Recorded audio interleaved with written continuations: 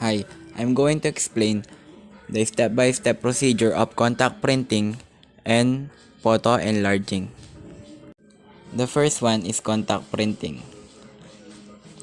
Step 1 of contact printing is position the enlarger close to the slot where the negative carrier is inserted in the enlarger head so that the light will shine only on the baseboard and is not coming out of the slot. Step 2. Set the lens aperture and the enlarger timer as a trial exposure. Set the enlarger lens aperture to f11 and timer to 3 seconds. Do a test strip using 3 seconds. Step 3. Identify the emulsion sides of the negative and papers. The emulsion side of the negative must face the emulsion side of the paper. Step 4. Insert the negative and one sheet of paper in the printing frame. The paper goes on the top bottom emulsion side up. Step 5. Expose and process the print. With the printing frame in the place under the enlarger head, push the timer button to turn the enlarger light on and expose the print.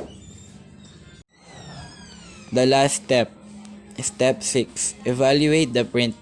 Some of the frame will be lighter, others darker, depending on the exposure each received in the camera. And now, I'm going to explain the step-by-step procedure of photo enlarging. Step 1. Negative enlarger is a plastic tray that slides out of the enlarger. To put the negative in it, open up the tray, insert the negative into it. Place your negative in the enlarger carrier. Step 2. Clamp the enlarger down over the carrier. The right way to clamp down the enlarger will depend on the photo enlarger you're using. There's usually a switch on the lever on the side of the device that you're supposed to pull or turn. Step 3. Position a sheet of scrap paper on the projection plane. Lift up the top layer of the frame and insert a scrap of piece of paper before closing it again. Step 4. Turn off the lights in the dark room. Turning off the lights off will make it easier to see your image projected on the piece of scrap paper. Step 5. Turn the enlarger on using the timer. The timer is the small box connected to the enlarger by a cord. Turn the enlargers on the located on, switch on and flip it. Step 6. Adjust the height of the enlarger until the image fits on the scrap paper.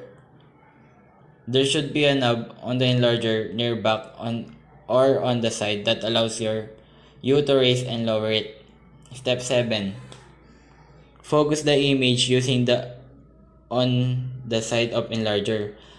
When you first enlarge a negative, it will likely be out of focus. To fix that, turn the knob clockwise or counterclockwise until the image look clear and crisp.